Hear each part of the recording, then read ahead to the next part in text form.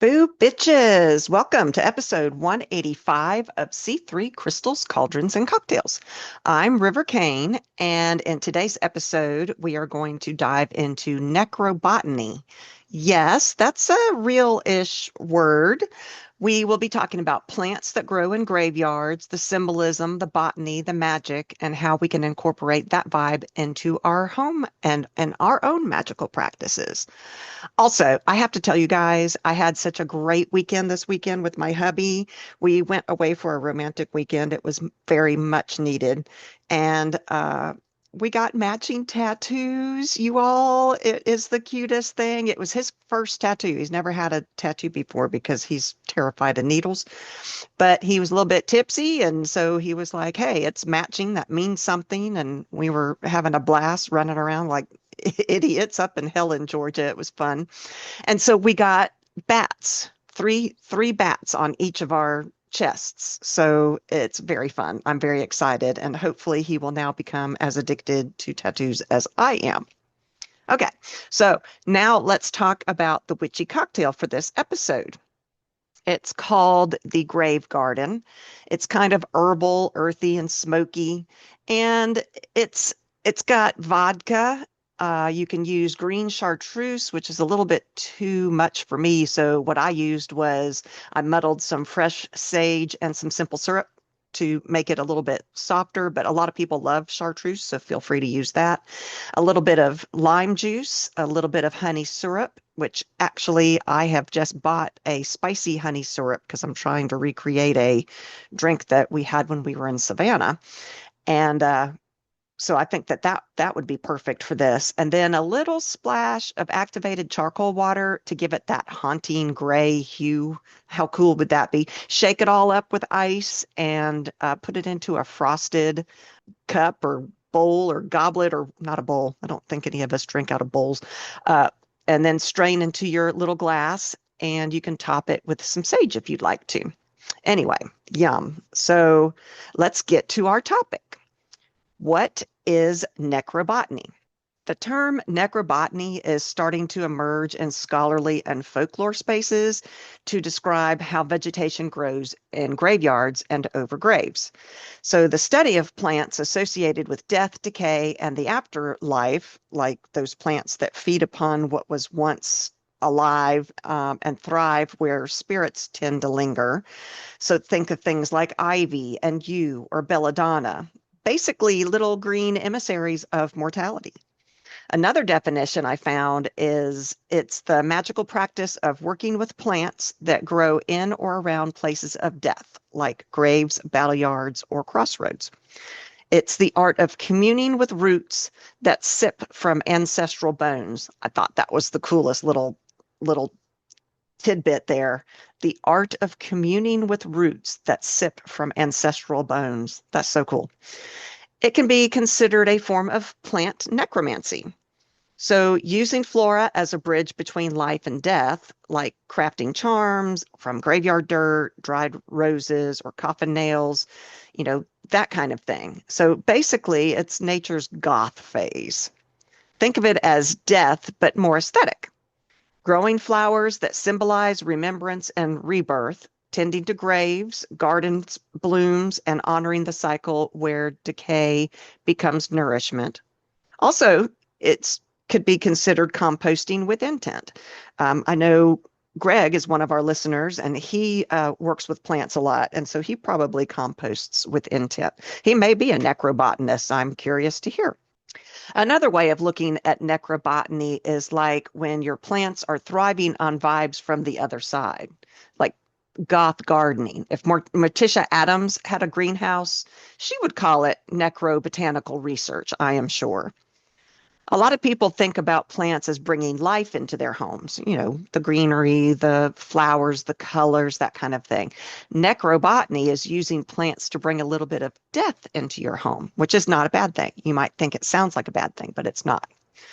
So, what we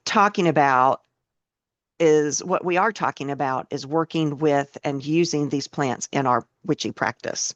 And I've often been curious about plants that tend to grow around death and graveyards. It makes me think of the Lord of the Rings, where the House of Rohan, where the ancestors were buried there, and those little white flowers grew all over the tombs. It was like symbol mine or symbol miney or something like that. I can't remember exactly. It's been a while since I've watched it. We will be watching it on Christmas, so that is our tradition. Anyway, that's what it makes me think of. That's what necrobotany makes me think of. So, what are some plants that grow in these type of areas, and what do they symbolize historically in graveyards, and why should witches pay attention? Plus the botanical soil and the reason they show up. So let's get to it. The first one I wanted to talk about was the yew tree, and it is a native to much of Eurasia and Northwest Africa. It's an evergreen tree, or maybe a large shrub, with dark green foliage, red arils, which are fleshy berries, and very poisonous parts. Like basically every part of the yew tree is poisonous except for those red berries, which is very contrary to what we think about when we go foraging and that kind of thing. This tree is very long lived. Some specimens in Britain are thousands of years old, probably older than that. Because of their age, their toxicity, their evergreen nature, and their regeneration ability. It's like, think about when the branches droop and then the branch itself roots into the ground too. It's accumulated a lot of symbolic weight in many cultures. Did you know actually that yew trees were growing during the Ice Age? They survived glaciers, mass extinctions, human civilizations. Basically, they've seen everything, and I am sure they are judging us today. I would be. I am. In Celtic traditions, the yew symbolized death and resurrection because it can renew itself. That old trunk that's hollowed out and looks dead, new shoots will grow, drooping branches that root in the soil, like I just said, that form new trunks. So because it stays green, lives long, and regenerates, it's become a symbol of everlasting life, immortality, and continuity. At the same time, its toxicity is equated to danger and death. In Roman records, the yew was used in suicides during sieges. How terrible would that be? Ugh, I can't imagine. For the Druids and pre-Christian Celtic peoples, the yew was very sacred. In Greek mythology, the yew was associated with the goddess Hecate, witchcraft, death, of course, our patron, and was thought to purify the dead entering Hades. Some Norse sources and folklore suggested that the world tree, which is sometimes considered to be an ash tree, might actually have been a yew tree in certain interpretations. Did you know that folklore says that yews mark the thin places in the world, those thresholds where the veil between the worlds can be easier to cross? If you sit beneath one at dusk, you might hear voices of the dead, or your ancestors might be telling you to clean off your altar, get it cleaned up, girla. But I think that's pretty cool that there is a chance that you can use these trees, just not even using any part of it, but just sitting there and maybe be able to filter through that veil. I think that's cool. But because of the danger and mystery around this tree, it was once believed that planting yews near sacred spaces protected those spaces for the dead. So obviously, they were planted in graveyards, they were planted in churchyards traditionally. And one belief held that the roots would grow down into the mouths of the dead to keep them from talking. That's fairly morbid. Did you know that the yew tree is also the wood of the yew tree is prized for longbows, like in medieval Europe? And that added to the tree's aura of potency and age and power, that kind of thing. Since most parts of the yew are poisonous, planting them in graveyards might have discouraged grazing animals or, whatever might think to disturb the graves. Did you know? Although it is considered very toxic, all parts of it are toxic. There are compounds in the yew bark that has led to Toxil, which is a chemotherapy drug that is used to treat cancers. So from death to healing, that is super necrobotanical to me.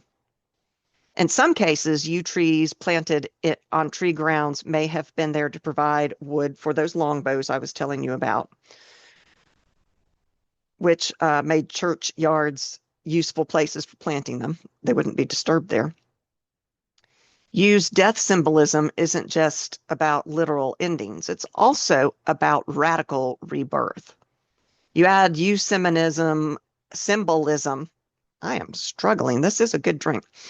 Add yew symbolism like an image or resin or a digital sigil when doing spells for personal evolution, like shedding toxic habits, jobs, or people. Write what you're releasing on black paper and burn it safely, obviously, and let the smoke feed the spirit of the yew.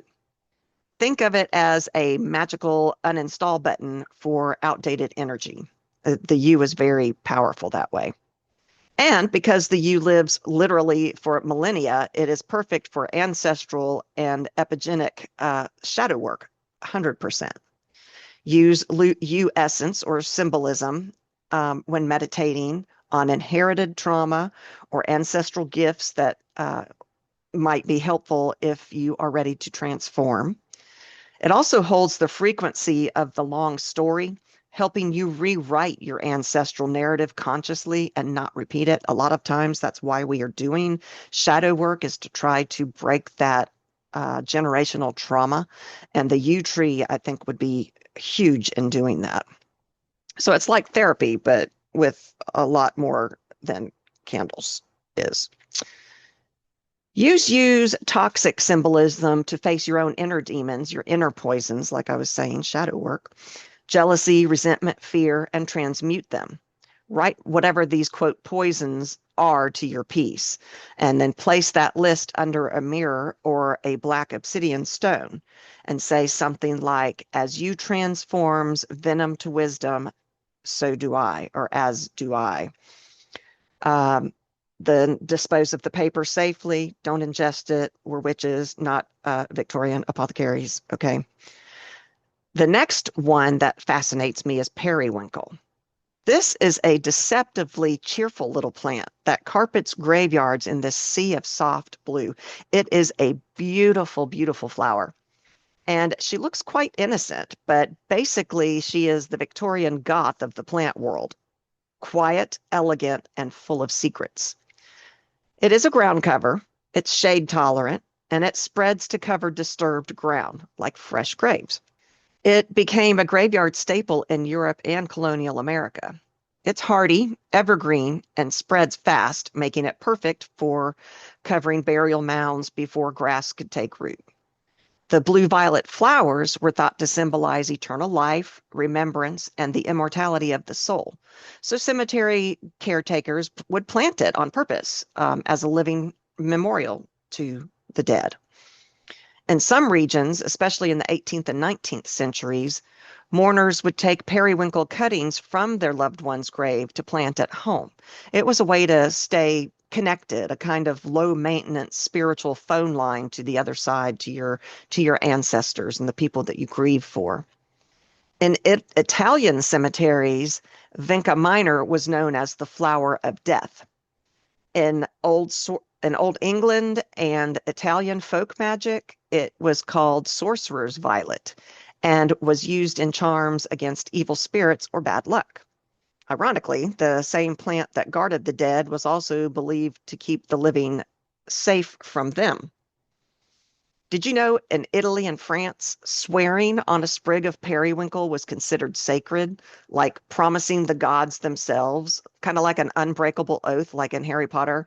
Breaking this oath, an oath made under periwinkle, was said to bring bad luck or madness. It's like the botanical version of I swear on my mother's grave. Fascinating.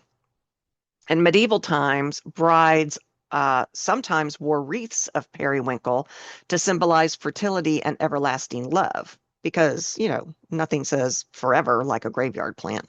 Ugh. In parts of France, finding periwinkle growing wild near your door meant that someone in the household was about to die. Wow, scary. It it has some witchy uses. Witches and cunning folk used periwinkle for protection, memory, and spirit communication. It's sometimes associated with Venus, the goddess of love, and Saturn, death and boundaries, which is very deliciously contradictory energy. I think that's fascinating. Periwinkle is actually good for spells of remembrance. It's said that periwinkle planted on a witch's grave ensures that she rests peacefully, or at least decoratively. She looks pretty. Some folklore suggests picking periwinkle at dawn while reciting certain words that will make you invisible. I have read that in numerous places. Fascinating. In magic, it's used in sachets or spells for protection, fidelity, remembrance, and psychic defense. Periwinkle's long association with remembrance made it perfect for use in memory magic. So stitch a few dried petals into a locket or a charm, or tie them into a blue ribbon when you're doing ancestor work or journaling spells. Use it while crafting a spell to remember your dreams. That's a good one, especially when communicating with spirits through sleep. I have a really hard time remembering my dreams. I know a lot of us do. It takes a lot of practice, and using periwinkle may help you if that's something that you're trying to do. Use in crafting a spell to remember your dreams. I already said that. Plant periwinkle near doorways or on the border of your property for soft boundaries.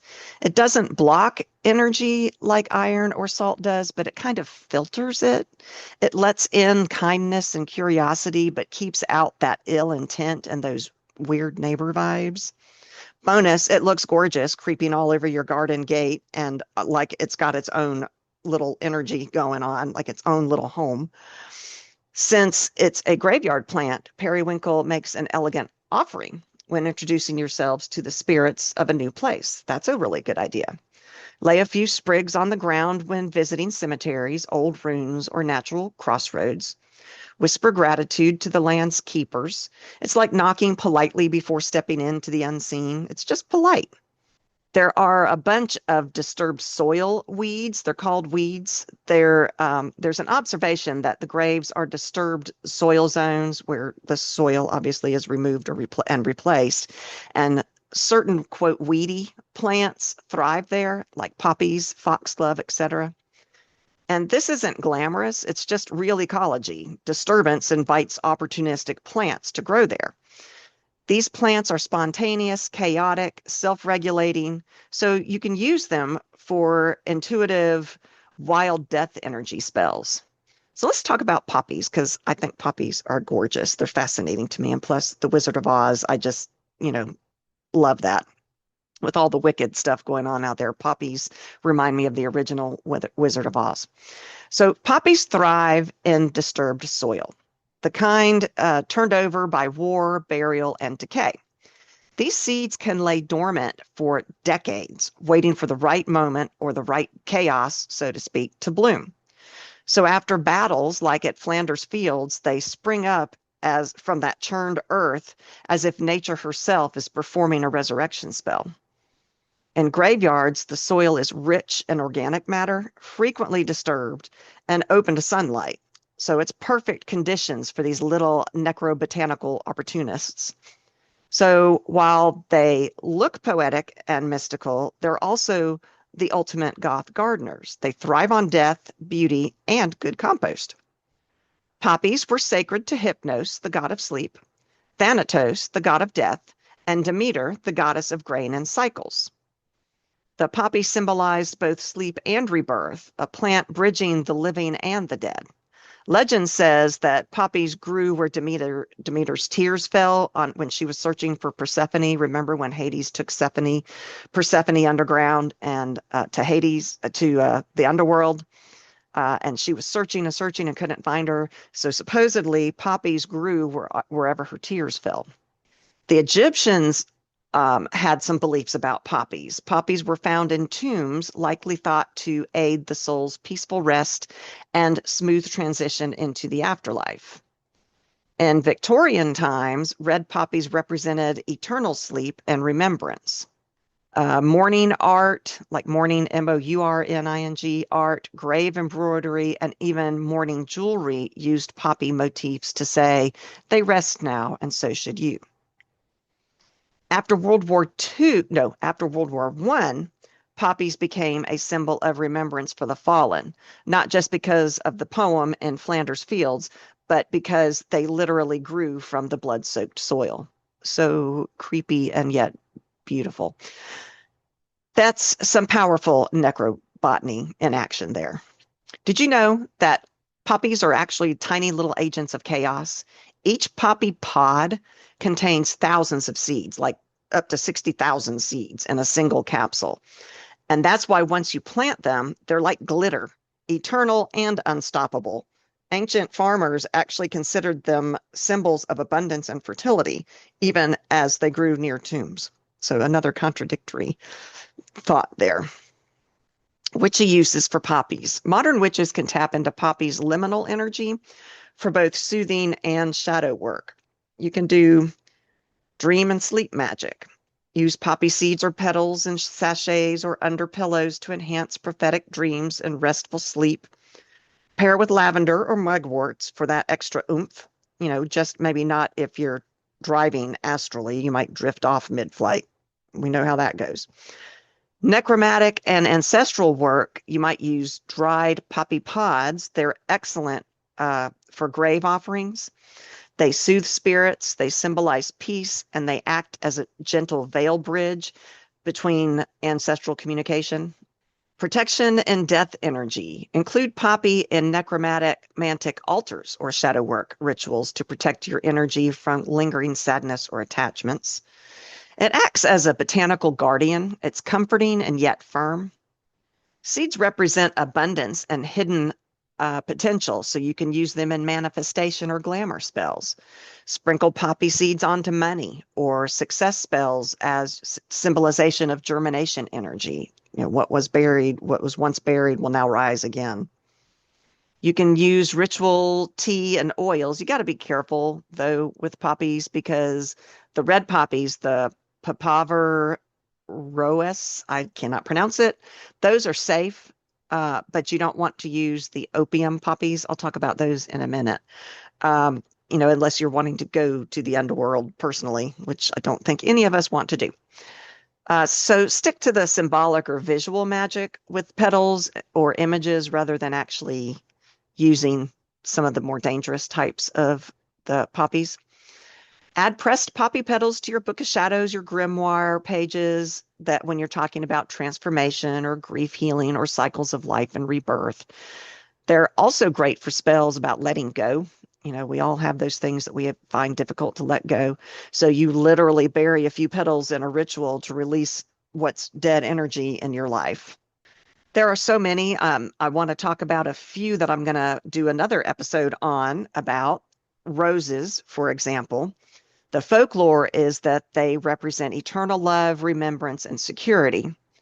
Grave roses often honor love beyond death, that they symbolize the soul's journey. Every cemetery bush is basically whispering, "Till death do us part," and ever after. Lilies. Lilies are another really cool one. They're classic symbols of purity and the soul's return to innocence upon death. They're excellent for funeral rites, spirit peace, and moon magic. Ivy. Those represent fidelity, eternal life, clinging to stones like they'll never let go. I love how ivy looks. It is, to me, so witchy looking. It's magical the way that ivy will cling to old stones and buildings. It's quite beautiful and magical to me.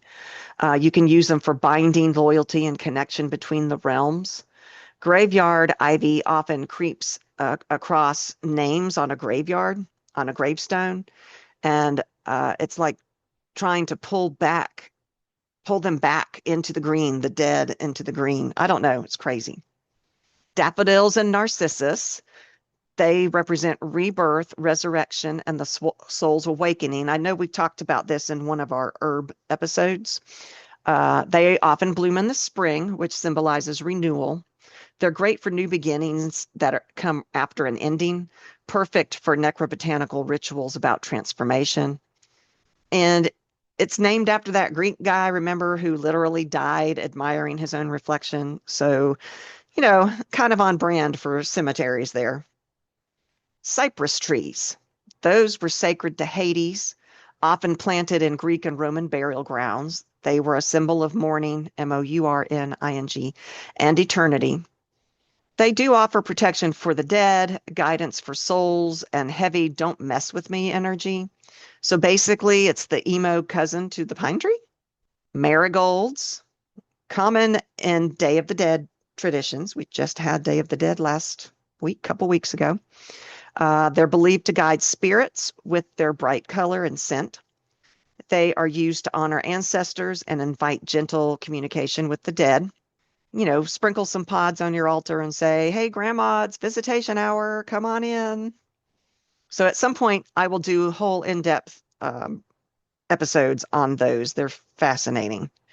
So how do you find or ethically obtain these plants since they're usually found in graveyards and that kind of thing? So as a general rule, you take nothing without permission. That's from anyone, the living or the dead. That means that the plant, the land, the spirits, and the humans who own that land, don't take without permission. You're not just collecting leaves, you're actually participating in a relationship with the other side. So before you snip anything, ask yourself out loud or in your mind, may I take this for my work, and think about the consequences. And if you feel a no or a twinge or a breeze or a gut feeling, maybe back away and just be a polite witch and don't do it. But for you is this ancient, sacred, and toxic as hell plant. So ethically sourcing it is key. Never cut yew branches or needles. The yew tree bleeds sap, and it is poisonous and symbolically powerful, as in you might be cursed powerful. Instead, look for naturally shed twigs, bark, or leaves around the base of an existing yew. Ask permission first, maybe leave a coin, water, or whispered blessing as thanks. A single needle or a small sliver is enough to do most of your magical work. The yew doesn't do bulk ingredients. You don't need a lot of yew to do a little bit of magic, to do a lot of bit of magic. Did you know it said that if a yew seed germinates in your garden all on its own, like if you didn't plant it there, that you've been chosen and that the spirits trust you with their secrets? Or maybe a bird just pooped out a seed. Interpret it as you will. If you find yews near graves, with the exception of the common in Europe and older cemeteries in America, don't take from the graves ever. That's like grave robbing, honestly. You can meditate near the tree and you can draw its symbols in your grimoire or take a picture of it or collect a fallen leaf from the path outside of the burial plots. Don't ever take it off of the grave plot itself. Another idea is you could take paper and chalk with you and do chalk rubbings of the bark of the yew tree and use those. I think that's a very powerful way to be respectful and get the essence of that yew power. If you can't find yew in your region or you don't want to handle the toxins, you can use pine and cypress for longevity magic. You could use digital correspondences, create digital sigils or photos, that kind of thing, do artwork, paint with watercolor, whatever. No plant will be harmed, and it's all full of witchy charm that way. Now for periwinkle is easier to find, but it's just as spiritually loaded, so be careful. Periwinkle often overruns old gardens, abandoned lots, or forgotten corners of cemeteries. So if you find some growing wild, only take a small cutting. You don't need a lot for magic. A single stem or maybe two. Always replant part of what you take somewhere else. It's a natural spreader, so it'll thrive. And offer water or a little bit of honey to the land as a thank you. You can grow your own. This is lovely. So the best and most ethical way to work with periwinkle is to grow it yourself. Start from nursery plants or cuttings from a friend's garden. That is, to me, the best way. Someone that you know and trust, you know how it came about. Dedicate the space as a living ancestral altar, a patch that honors the dead without disturbing them. You can charge the area under the new or full moon for remembrance, protection, and continuity.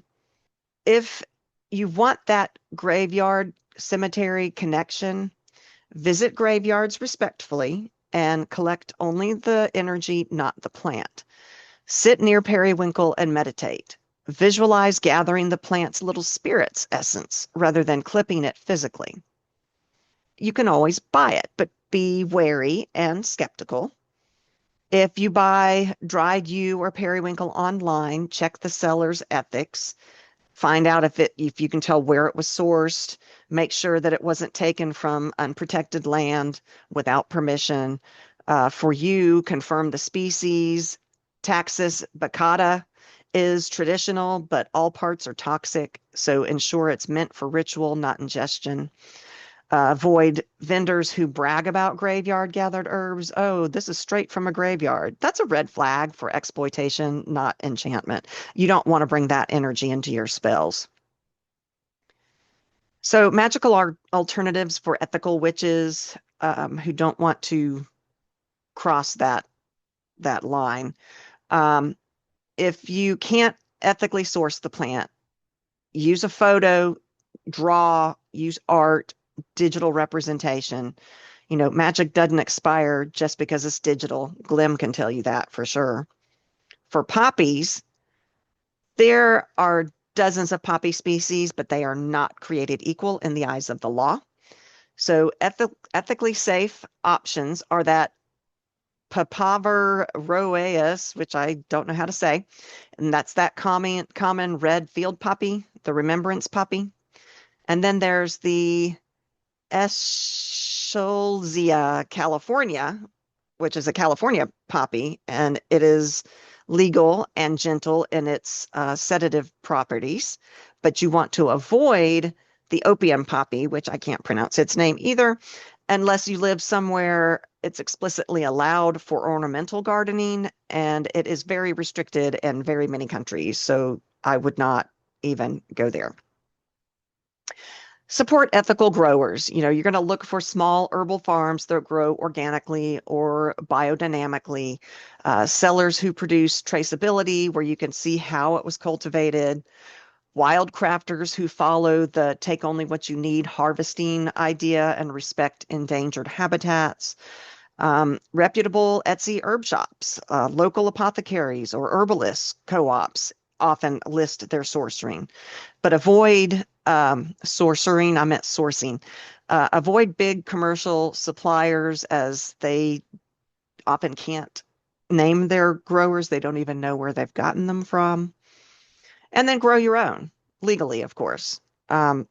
If your law allows, grow your own poppies. That's the most ethical path, and it's deeply magical. You're bringing your own energy into it. Sow it in the early spring or fall. It depends on your region. Use untreated seeds, not culinary ones that you get from the grocery store. Harvest only the petals and the seed pods after blooming. No latex, not sap. You'll bond with the plant, spirit, through tending it and observing its life cycle, which is half of the magic right there, honestly. And poppies were sacred to Morpheus, Hypnos, Demeter, and Persephone, deities all linked with dream, rest, and the underworld. So ethical sourcing is super important if you're working with a spiritual aspect to your practice. Don't harvest from graveyards unless you have explicit permission. Offer gratitude when you take something. Use what you collect for spells of remembrance, peace, or rest, not exploitation. So what are some ways that you can bring necrobotany into your practice? Grow a little mini altar garden of plants with funeral, folklore, and underground ties. Add in grow marigolds, which are the guide spirits for the Dia de Muertos. Wow, I am struggling. Rituals. The poppy, grow some poppies. Rosemary, that has it's an ancient funerary herb for remembrance and protection. You can Try to find bonsai style yew trees or cypress trees to grow in your own little garden, trees of immortality and endings. Add a small skull candle or bone charm to anchor the ancestral energy. It's like your own little underworld window box. I love that idea. I think I want to do that in my garden. I want to make a little mini altar garden of underworld plants. Use decay as devotion. Compost can be magical. Set aside a small decay altar where you place wilted petals, herb stems, or offerings past their prime. Speak gratitude of their services as they return to the earth. It's death and rebirth in real life, witch recycling at its finest. You can press graveyard flora without graveyard trespassing. If you visit an actual graveyard, and that isn't your thing, you can collect petals that fall naturally outside the cemetery fences or memorial gardens, and you can press them between pages of an old book or between sheets of parchment paper. There's all kinds of ways to do that. You can look online for what speaks to you. Label them with the date, the moon phase, and the intent, like memory, transition, peace. And you're working with the symbolic mortality and you're not stealing from the dead and pissing off spirits. Create an ancestral herbarium. Gather plants that remind you of loved ones or ancestors, grandma's lavender, dad's tobacco, mom's roses, and make a shadow box or resin display. The goal is to each specimen becomes a living memory vessel. It's equal parts botany and séance adjacent scrapbooking. I like it. Grow from decay. Try rooting new life from the dead. Grow mushrooms from used coffee grounds. Sprout new plants from kitchen scraps like avocado pits, carrot tops, that kind of thing. Collect autumn leaves and let them skeletonize and then use them as altar decor or sigil work. Literal necrobotany. Death nurturing life. You can make spirit ink, and I have talked about making ink from plants and herbs in other episodes, but you could make spirit ink, which would be steep black petals from poppies, pansies, or black hollyhock in moon water, and then you mix it with a little bit of vinegar to create a deep, shadowy ink. Use it to write your spells of remembrance or transformation. And it looks ancient and slightly haunted as you use it. I mean, when it's on the page, always a win, win, win. And perform a plant funeral. I love this one. When a house plant dies, and let's be honest, it happens, especially for Ren and I, quite a lot, hold a little tiny ritual for it.